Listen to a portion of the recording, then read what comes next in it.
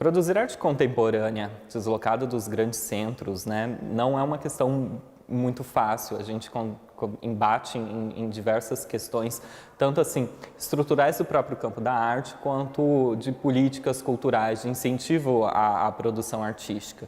Esse é um convite não apenas para a arte, mas também um convite para a afetividade de vocês. Meu nome é Lucas, eu sou artista, professor, pesquisador, e essa é a minha exposição, Afetos Ordinários. Ao longo, desse vídeo você vai ter contato com o meu processo criativo, ao mesmo tempo com discussões sobre como produzir arte contemporânea distante de grandes centros, sobre curadoria, expografia e principalmente a relação da arte com a vida. Eu quero que vocês sejam muito bem-vindos nesse nosso encontro e que ao longo do vídeo vocês poderão conhecer um pouco sobre mim e um pouco sobre a minha produção. Junto comigo eu tenho a professora Roberta Stubbs, que também é artista, também é professora e pesquisadora e que vai nos ajudar então nesse nosso percurso para falar sobre arte, sobre vida e sobre afeto. Então, Lucas, eu tive pensando sobre o título da sua exposição, Afetos Ordinários. E me leva para muitos lugares, assim, fico pensando o quanto esse campo do comum, do menos importante, ele nos constitui afetivamente mesmo, que queira ou não, esse é o lugar onde a gente mais transita, né? Nem tudo na nossa vida é grandioso, são momentos de grandiosidade, todo preenchido desses momentos menos importantes, né? E o Afetos Ordinários, para mim, remete a essa ideia. É isso mesmo? O que você pensa a partir desse título? Assim? Como que foi a construção dessa ideia para você? Eu acho que quando a gente nomeia algo, quando a gente pensa em dar o título, que vai ser algo que vai condensar uma série de trabalhos, em um único espaço, em uma única exposição, a gente primeiro está pensando, então, como trazer algo que é muito mais amplo para algo que é mais específico, e então esse específico ele se dissolve para ir para outros locais. Afetos Ordinários, ele diz justamente sobre aquilo que me chega, as minhas experiências, aquilo que me atravessa. Então, tudo aquilo que é possível de eu sentir no meu corpo a partir de experiências estéticas, e isso, pensando na estética num campo mais amplo mesmo, isso retomando num conceito grego, estética enquanto aesthesis, e essa nossa capacidade de sentir, de ser afetado pelas coisas que não necessariamente são boas, não necessariamente são belas, mas que nos chegam, que nos atravessam e que nos dá alguma experiência.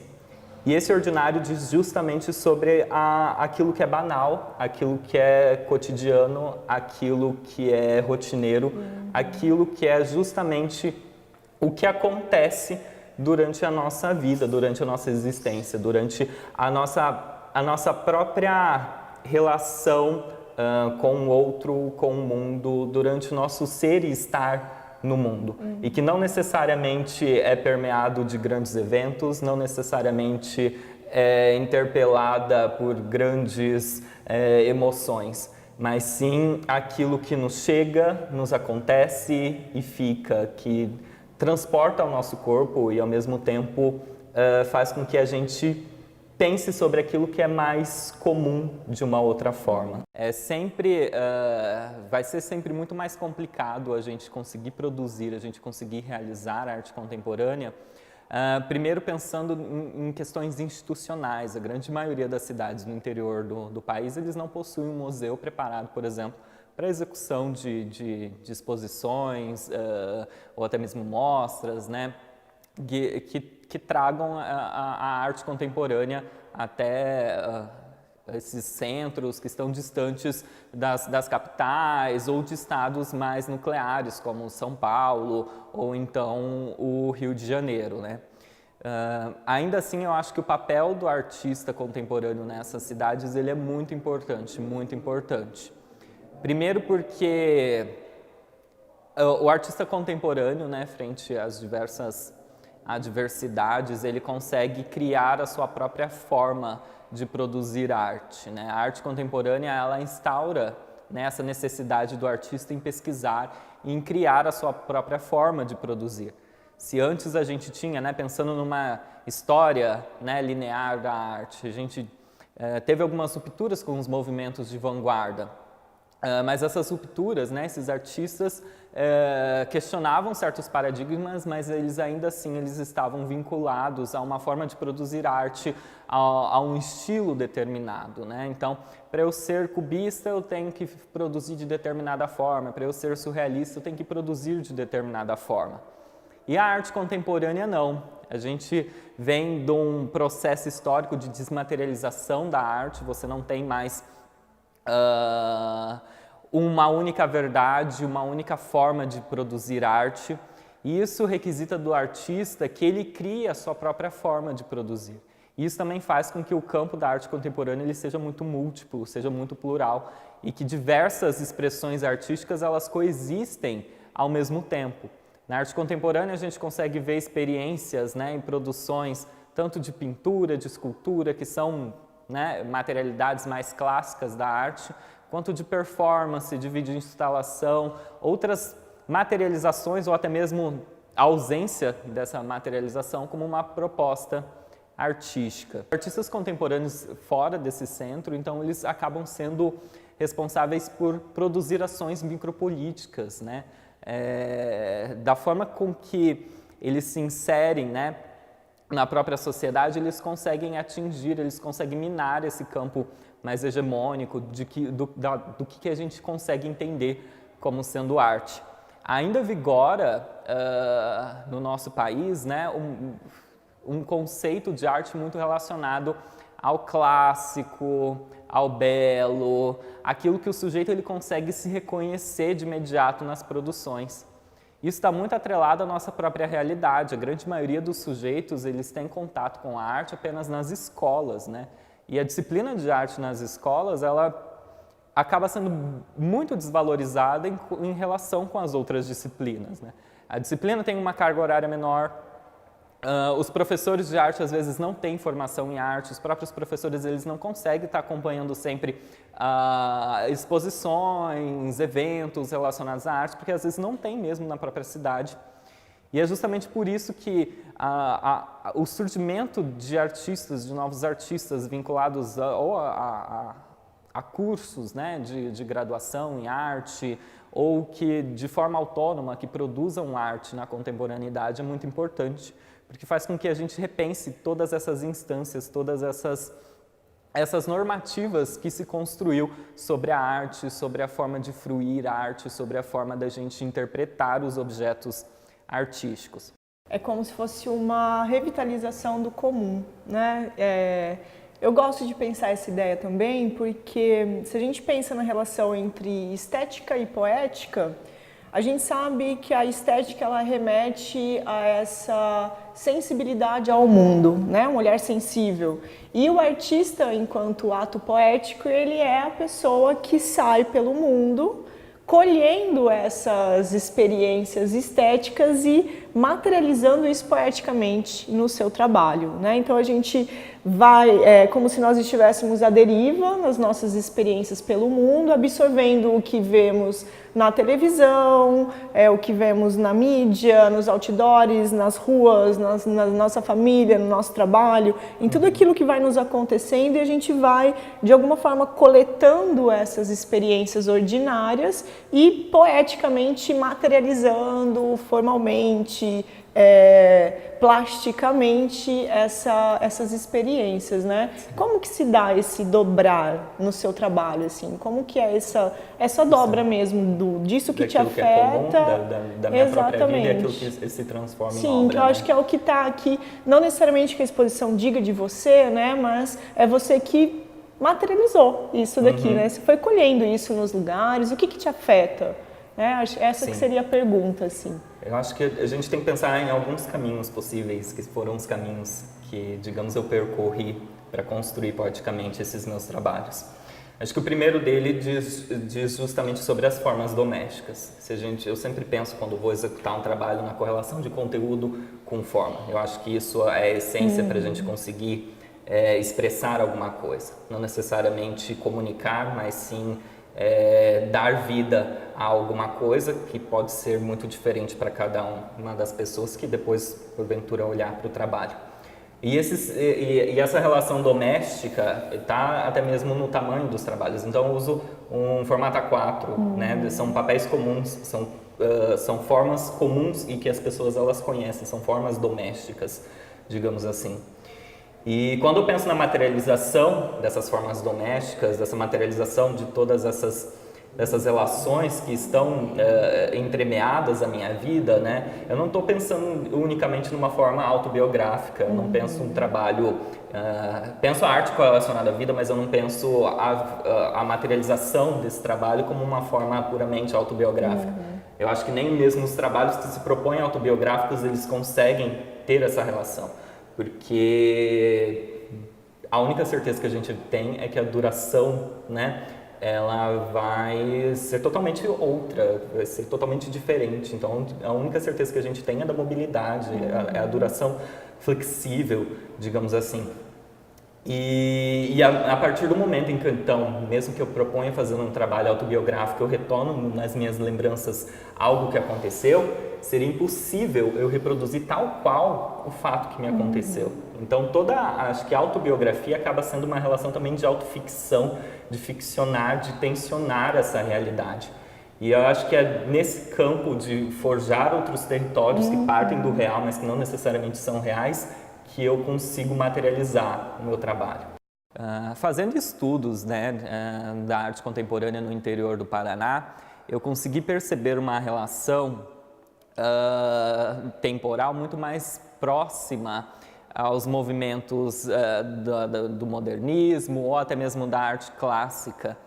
Isso acaba não tendo uma certa originalidade mesmo na formativa, na formação dessas obras, mas eu acho que a potencialidade desses trabalhos não está justamente na contribuição formal, mas sim naquilo que o seu próprio conteúdo, a sua própria narrativa consegue dizer para nós sobre aquela realidade, sobre aquela que eu posso chamar, né, de geopoética, a geoespacialidade, né, e como que isso consegue ser construído artisticamente. Então, por exemplo, não se tem uma produção formal, visual, que esteja tão próxima assim das discussões mais contemporâneas. Acaba ficando muito mais próximo ao moderno, ao clássico, justamente porque essa foi a formação dos próprios professores, a formação cultural daquela cidade, enfim. Mas o que eu penso que é o grande potencial dessas produções que são produzidas na atualidade é justamente aquilo que pode nos dizer sobre o sujeito e pode nos dizer sobre a coletividade onde ela está inserida. Então, pensando no nosso próprio processo aqui, né, artístico no interior do Paraná, por exemplo, eu consigo, né, encontrar regularidades, verificar trabalhos que dizem muito sobre a própria experiência dos seus artistas, né, que falam muito sobre a realidade do norte do Paraná, o processo de construção das cidades. Então, está muito relacionado à própria cultura daquele povo, daqueles sujeitos, do que pensando em particularidades sobre a arte. Então, não são obras que vão falar, por exemplo, sobre as questões próprias da arte. Não vai estar discutindo, né, pensando pelo menos, né, no nosso caso específico, não vai estar discutindo sobre a desmaterialização da arte, o porquê de tal forma, os espaços de arte, mas vai estar falando sobre a própria vivência daqueles sujeitos, né? Vai estar falando sobre a própria construção daquela sociedade, o que eles entendem por cultura e arte.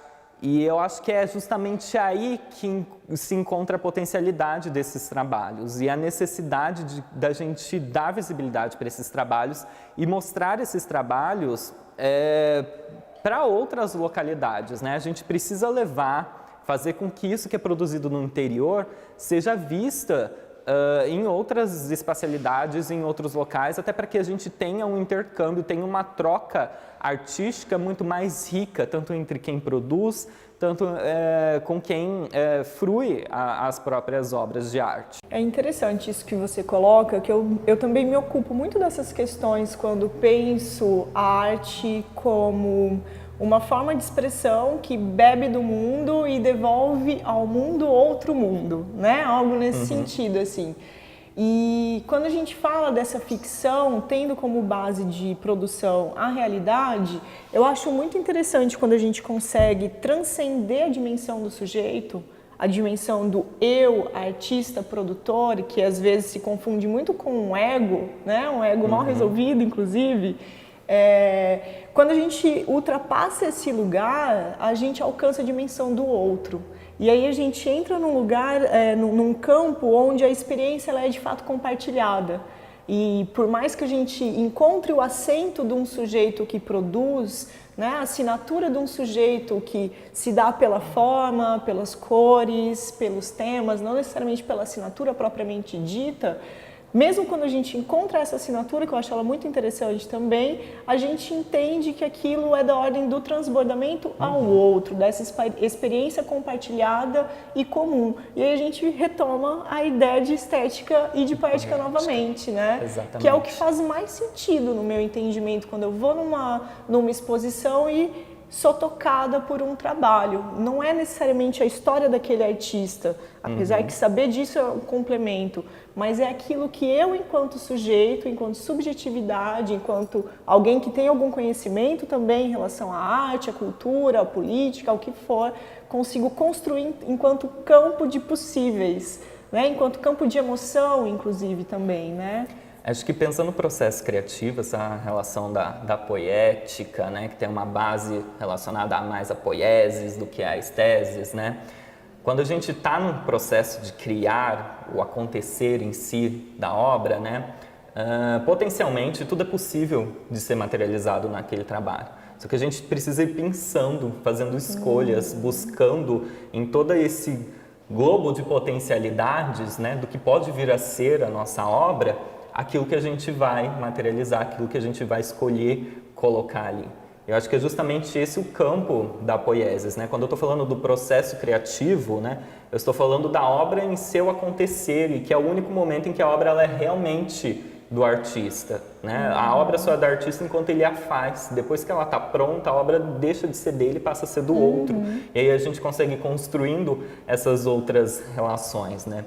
O meu trabalho, eu penso ele muito vinculado, né, a buscar, a pensar numa determinada temporalidade, bases de realidade, efeitos de realidade, mas que não necessariamente dizem respeito mesmo à própria realidade, né? Então eu busco esses efeitos, mas que não necessariamente é aquilo mesmo, né? E aí eu penso esse meu trabalho justamente num campo da utopia, né? Se eu retomo novamente a etimologia da palavra utopia, eu tenho o prefixo, né, enquanto negação, e topos vem de lugar, então ele é um não lugar. E colocar a arte enquanto habitando esse não lugar nos possibilita tensionar aquilo que é possível da gente executar, aquilo que é possível a gente fazer, e não necessariamente focar apenas naquilo que eu vejo, naquilo que é da ordem dos sentidos mais táteis e mais imediatos, ou digamos mais óbvios, né? Eu consigo estender a minha produção para outros territórios, tensionar o próprio território da realidade, né? Dobrar isso que a gente chama de realidade, o que a gente conhece como sendo mundo, e pensar em outros mundos possíveis. Eu acho interessante isso que você coloca, porque nós estamos falando aqui da dimensão da imaginação, né? A poética é isso, a dimensão do sonho, do pensamento inventivo, e nós sabemos que nós vivemos um contexto político, social, que preza muito mais pela repetição do mesmo do que pelo movimento inventivo de contestação ou de bifurcação daquilo que segue uma linearidade para a construção de novos territórios, produção de novos olhares, novas sensibilidades. E eu entendo isso como uma urgência política para o nosso momento histórico, no sentido de não nos satisfazermos com o que o mundo nos dá pronto, para que a gente possa construir outros universos possíveis mesmo. E pensando essa relação com o seu trabalho, com os trabalhos que eu vejo aqui, a gente vê um campo de tensão que me interessa bastante, que é como produzir esses mundos possíveis a partir dessa realidade que nos é dada e que às vezes está muito encapada de um certo esgotamento. E aí a gente pode falar da solidão, a gente pode falar do vazio mesmo do contemporâneo, né? O modo como a gente se preenche, às vezes, pelo consumo de objetos, consumo de pessoas. Isso que a gente acha que está nos preenchendo, mas está nos esvaziando, né? E aqui a gente vê muitas cenas que remetem para o vazio, inclusive, é um recurso formal que você usa no seu trabalho, né? Você tem esse jogo formal com cores e, normalmente, o sujeito que você coloca nesses trabalhos, eles nos remetem a esse campo do vazio. Como que você preenche esse campo? O que é isso para você? Foi uma decisão que o próprio processo foi te dando ou foi uma decisão que você tomou inicialmente? Que a gente sabe também que a poética, o trabalho de experimentação artística, as decisões a gente vai tomando na medida que vai fazendo, né? Sim. O processo nos conduz a muitos lugares. Eu acho isso também algo muito enriquecedor para a gente entender quando a gente conversa com um artista, né? Sim. Eu acho que a primeira questão assim, que a gente deve ter em mente, pelo menos que eu tomo, né, para pensar o meu trabalho, é que é necessário a gente ter uma outra postura. É necessário a gente pensar o nosso corpo de uma outra forma, porque condições hegemônicas de produção, de assujeitamento, produções culturais, sociais, políticas, etc., elas engessam a nossa própria existência, a nossa forma de pensar. Então, mesmo que a gente parte de uma premissa pós-moderna, dos fluxos, dos caminhos, descentramento do sujeito, etc., são caminhos que já, digamos, estão pré-estabelecidos, pré-abertos, então eles só são polivalentes, eles só são múltiplos, mas eles não são inventivos, eles não são necessariamente criativos, né?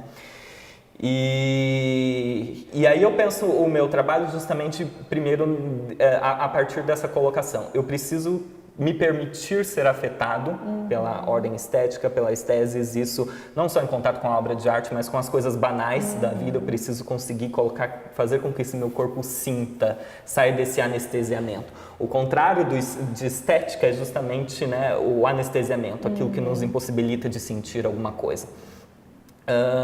O primeiro ato, então, o primeiro gesto, eu acho que para a gente produzir algo é nos permitir sentir, é justamente as sensações.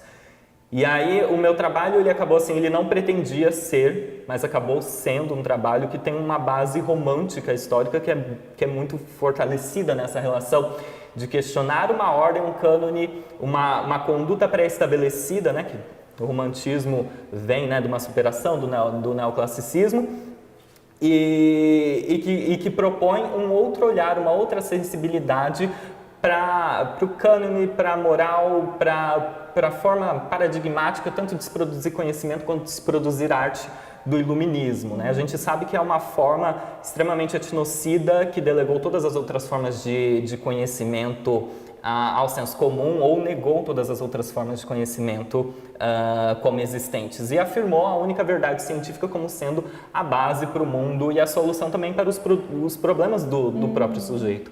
E se a gente pega na estrutura romântica, né, ele vai justamente contra esse cânone, né? E aí, por mais diversa que seja a origem conceitual, né, e ao mesmo tempo histórica, porque a gente vai ter movimentos pré-românticos na Alemanha, 1760, 1780, que já tinham uma prerrogativa muito mais próxima ao pensamento platônico, como se o ato artístico tivesse uma relação com uma possessão criativa e ao mesmo tempo com as teorias modernas da psicologia, de trabalhar com esse inconsciente, com a afirmação do sujeito, ou então a ideia de romanesco na Inglaterra, ou a sua consolidação na França. O que é bem verdade é que todas essas diferentes formas de existir do romantismo, né, elas surgiram justamente em contexto de revolução, né? Você tem a relação da Revolução Francesa na França, ou então a Revolução Industrial na Inglaterra, e é um momento de contestação, é uma forma de não se deixar levar pelos modos mais hegemônicos de produzir e de afirmar a própria cultura e o ser. E eu acho que nesse sentido que o meu trabalho acaba tendo uma base romântica, até de sair de uma estética mais do belo e para o sublime. Você tem um sujeito que pensa a si mesmo, ele que tem que tomar as suas próprias decisões, é uma relação mais subjetiva e que é quase uma descoberta para mim no próprio processo de olhar para o meu trabalho depois, né? Como que essa relação romântica de pensar, então, novas formas de existir, novas realidades, de afirmar o sujeito, afirmar a vontade e de produzir arte a partir disso. Pelo que você diz, então, a gente está falando de uma espécie de um entendimento sobre a arte como quase um caminho para uma revolução sensível, né? Sim. Até pelas bases que você retoma, assim... Eu penso muito a arte como uma experiência epistemológica, não apenas enquanto uma experiência estética, mas eu penso a imagem e a arte como uma forma da gente produzir conhecimento. Sim. E uma forma da gente refletir sobre o conhecer, sobre Sim. a produção do conhecimento. E o conhecimento não somente como racional, mas também exatamente. Como um conhecimento afetivo. Sensível, né? Uma das questões que o artista contemporâneo, né, ele precisa estar muito atento sobre não apenas o seu próprio processo criativo, a sua forma de produzir, mas também a sua forma de apresentar o seu trabalho, de expor o seu trabalho.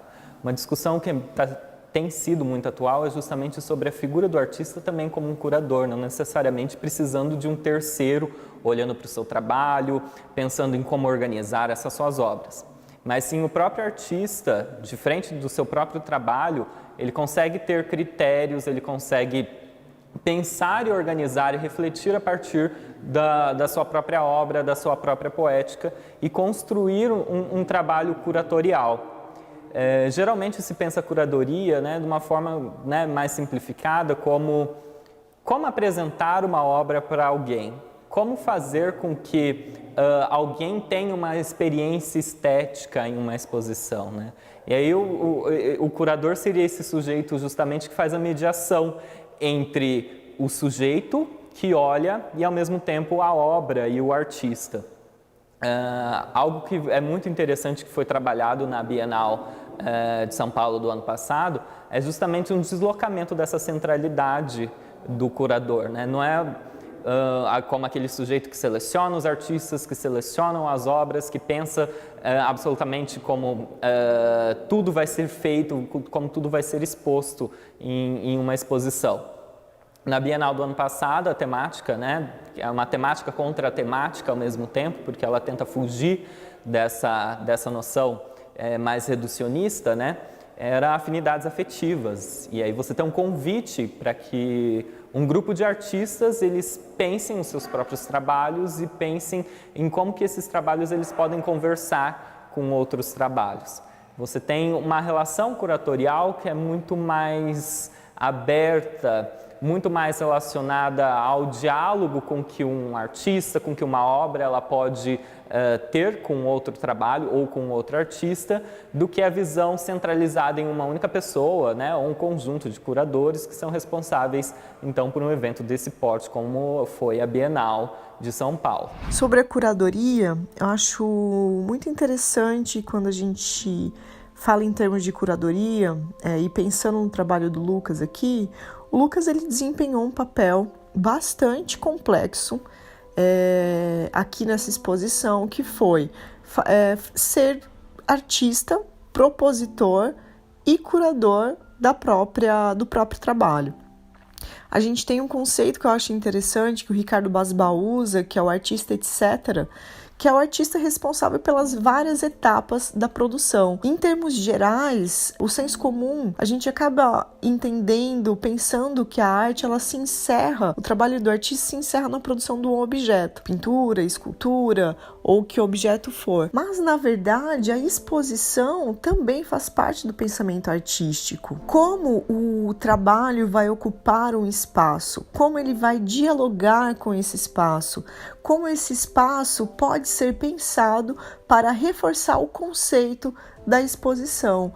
E como esse espaço, ele também é pensado já considerando o público que vai visitar a exposição. Então, veja que há toda uma complexidade envolvida na montagem de uma exposição que considera diferentes elementos e que a gente pode dizer assim, que um trabalho ele se completa com a presença do público, é claro, mas ele se completa também quando ele sai do ateliê do artista e ganha o espaço da exposição. Ali a gente consegue ver o conjunto da obra, a gente consegue ver o diálogo que os trabalhos independentes estabelecem entre si, como o espaço potencializa as obras.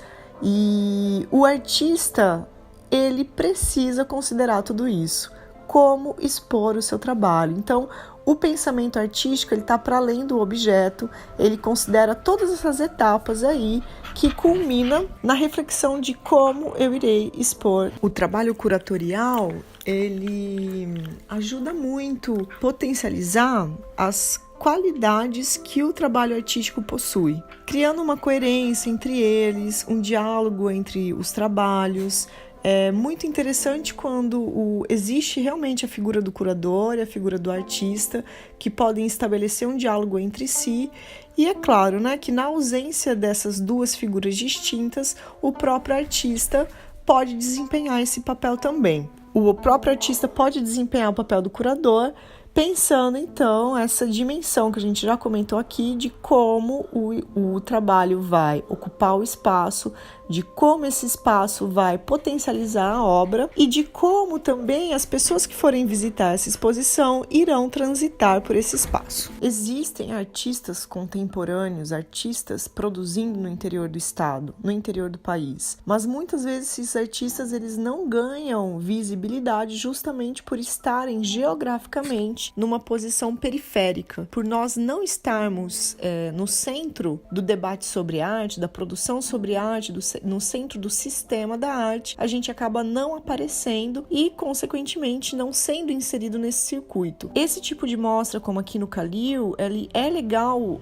para marcar a existência de artistas contemporâneos fora desses grandes eixos que a gente conhece. Eu pontuaria também a importância da publicação de catálogos, seja online ou seja físicos, a importância da produção de materiais como vídeos, fotografias que possibilitem que a exposição saia aqui da nossa cidade, seja pela internet, né, saia por outros meios e possam circular em outros lugares. Então, seria muito interessante, inclusive, pensar programas de intercâmbio entre artistas que estão nesses grandes centros com artistas do interior do Paraná, mas o que eu acho mais importante saber? Que há arte de qualidade sendo feita no interior, que há pessoas comprometidas com uma reflexão sobre arte, com um pensamento crítico sobre arte, com a materialização artística em diferentes meios também no interior do estado. Pensando sobre a arte contemporânea e o modo como ela nos chega aqui no interior, né? Eu acho muito bacana a sua exposição e a própria iniciativa da prefeitura em proporcionar editais de arte, né, para que a gente possa realizar exposições aqui na nossa cidade que dialoguem com a produção que tem sido feita fora daqui, com a produção que tem sido feita nos grandes centros, por exemplo. Nós sabemos que há muita falta de informação aqui na nossa cidade e que o entendimento da arte contemporânea, ela exige também a formação de um público para decifrá-la, vamos dizer assim, né? Porque a arte contemporânea, ela não necessariamente se materializa em pinturas, em esculturas, ela ganha inúmeros formatos que precisam de uma certa familiaridade com a arte para poder entendê-la e aceitá-la, entre aspas. Por exemplo, quando a gente convive com mais arte, quando a gente está em São Paulo, em Curitiba, no Rio de Janeiro, a gente tem a oportunidade de visitar museus, de visitar galerias, de acompanhar algumas mostras que inovam também em termos de linguagem, no modo de exibir o material, né? Não necessariamente pendurado na parede, ele pode ser um trabalho mais instalativo, pode ser um trabalho de arte digital, por exemplo, e a gente sabe a dificuldade que as pessoas do interior da cidade, do interior do país, têm em termos de acesso. E é muito necessário que a gente tenha uma formação de público maior para esse tipo de linguagem, como a linguagem do Lucas, que é a colagem, né? Para que a gente amplie também o entendimento que a gente tem sobre arte. Que a arte possa ser compreendida para além dessas linguagens tradicionais, que é a pintura e a escultura. Quando eu falo sobre a afirmação da vida como uma forma de se traduzir a arte, de se criar a arte, de pensar a própria vida como uma obra de arte, eu não estou dizendo como uma possibilidade da gente retratar fidedignamente aquilo que a gente tem na nossa vida e trazer isso para a obra, trazer isso para a arte. Penso também que isso seria humanamente impossível, até pela própria temporalidade da nossa existência. A gente consegue planejar, a gente consegue também fazer um movimento de retrocesso, mas seria impossível a gente reproduzir tal qual aquilo que a gente já vivenciou ou então que a gente pensa em vivenciar. Quando eu buscava trabalhar com a colagem, eu sempre pensei a materialidade do papel, a linguagem artística, nessa relação com o tempo e ao mesmo tempo com o espaço. Quando eu estou de frente de outras linguagens artísticas, né, como a pintura, o desenho, a escultura, eu tenho uma temporalidade que ela é bem diferente, ela é bem distinta da temporalidade de quando eu estou trabalhando com a colagem. A colagem eu consigo ter as formas, então elas já estão prontas, eu consigo ter esse espaço pré-determinado e organizar isso em determinado tempo. Então eu posso ter uma projeção do futuro no presente. Eu consigo ter uma imagem da obra acabada sem a obra estar necessariamente acabada, finalizada. O que não seria possível, por exemplo, com a pintura, com a escultura, onde eu preciso daquele traço, eu preciso da temporalidade, da própria matéria, da própria superfície, né? E com a colagem não. Com a colagem eu consigo então produzir essa antecipação do futuro no presente. Mas por mais que ela seja planejada, por mais que eu consiga antecipar essa relação espacial e temporal, eu nunca vou ter domínio sobre ela. A mesma coisa relacionada à vida, por mais que eu consiga planejar, por mais que eu consiga estabelecer objetivos e metas, eu nunca vou conseguir ter um domínio total e completo sobre aquilo que me vai acontecer. A forma com que eu busquei organizar a minha exposição, ela tem uma relação expográfica muito mais afetiva, já que esse era o intuito, né, de falar sobre aquilo que me chega, aquilo que me atravessa, e a forma com que eu pensei em expor esse trabalho também foi desse mesmo modo, né? Então eu fui buscando organizar esses trabalhos a partir daquilo que me afetava, consegui organizar eles em duplas a partir daquilo que me suscitava o meu próprio trabalho. É um processo de finalizar a obra e depois retornar para ela e olhar novamente. E é isso que dá forma a esses conjuntos e isso que materializa esses conjuntos, né, esses momentos que eu pinço de uma temporalidade na minha exposição. Quando eu trago o retrato de dois idosos ao mesmo tempo com de uma criança, eu estou pensando justamente numa temporalidade de vida e é por isso que eu organizo eles dessa forma. Um já viveu muito ou viveu muito pouco e essa dinâmica da vida eu acho que está muito presente nesses dois quadros, por exemplo. Mas isso é só um dos exemplos que compõem todos os outros conjuntos da exposição. Quando eu estou pensando em elaborar uma obra, em tomar todos esses afetos que chegam até mim por meio do meu corpo, né? Potencialmente tudo é possível de ser feito, mas nem tudo será realmente feito, né?